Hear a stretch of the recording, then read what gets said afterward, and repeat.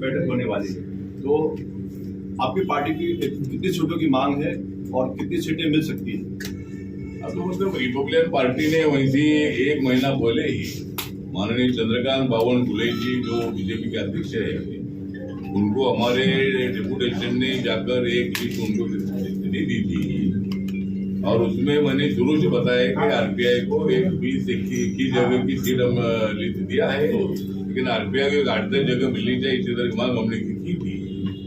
लेकिन अभी की स्थिति देखते हुए मुझे लगता है कि 8-10 सीटें नहीं मिलेगी, लेकिन 5-6 सीटें तो आरपीआई को मिलनी चाहिए, हमारी मांग है। और आगे फिर हमें जब सरकार आने के बाद हमको एक मंत्री पद मिलना चाहिए, एक एमएलसी मिलना चाहिए, 3-4 महामंडल की चेयरमैनशिप मिलनी चाहिए और भी सत्ता में भागीदारी हमको मिलनी चाहिए। और आने वाले जो लोकल बॉडीज के चुनाव है उसमें भी आरटीआई को सीटें देनी चाहिए। इसी तरह की हमारी मांग रहेगी और भी एक एजेंडा हम तैयार करेंगे, दलित उत्थान का, दलित डेवलपमेंट का एक जो प्रोग्राम है उसमें भी जो कुछ हमारी मांगे होगी उस मांगों को भी हम उनके सामने रखेंगे और सरकार आने के बाद हमको इस मांगों पर आपका निर्णय होना चाहिए। इसी तरह की भूमिका हम उनके सामने रखेंगे। सर, अगर संतोषजनक सीटें आपको नहीं मिलती हैं तो आगे क्या होगा? आगे क्या होगा, जो मैं चाहता हूँ वही होगा।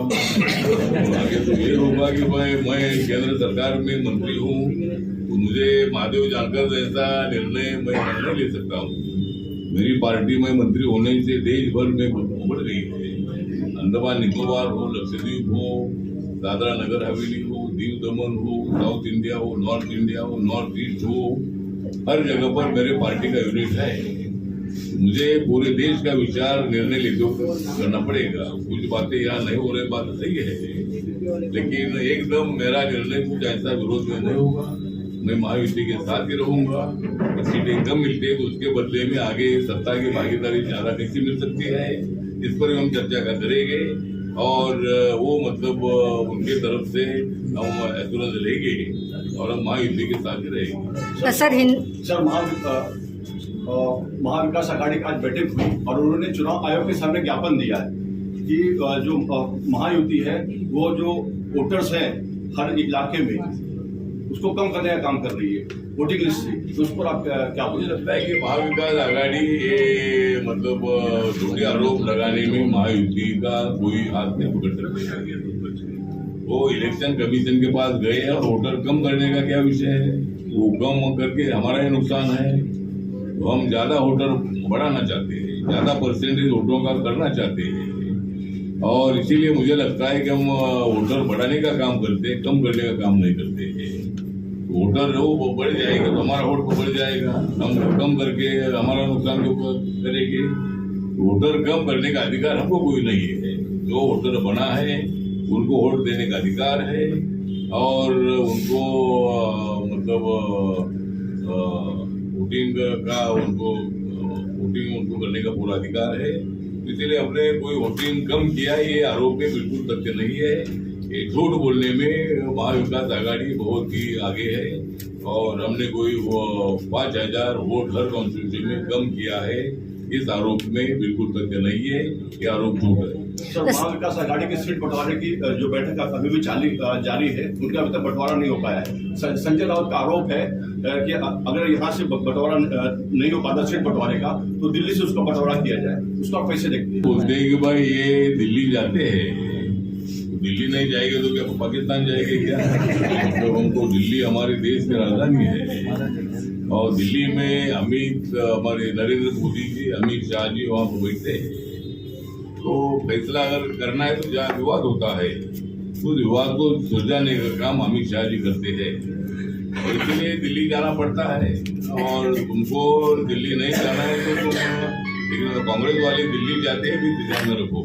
संजय राउत को बताना चाहते हैं कि कांग्रेस पार्टी के लोग दिल्ली जाते हैं, शरद पवार साहब की पार्टी इधर की लोग उनको जाकर मिलते हैं और उद्धव ठाकरे जी की पार्टी खाली महाराष्ट्र के इसलिए उनको जाकर लोग मिलते हैं, लेकिन कांग्रेस पार्टी के लोग दिल्ली में जाकर सलाह करते हैं इसीलिए हमें दिल्ली जाने का शौक नहीं है, लेकिन जब कोई विवाद पैदा होता है उसको सुलझाने के लिए हमको दिल्ली जाना पड़ता है।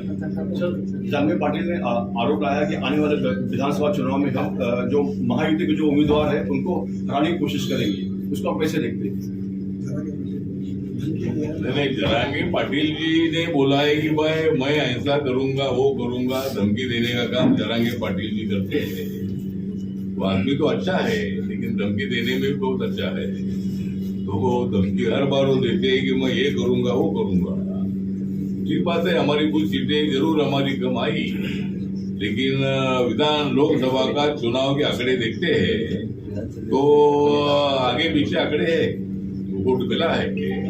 महाविकास आघाड़ी के 30 लोग और एक इंडिपेंडेंट 31 लोग चुनकर आएंगे, लेकिन हमारे 17 लोग ही चुनकर आएंगे उससे।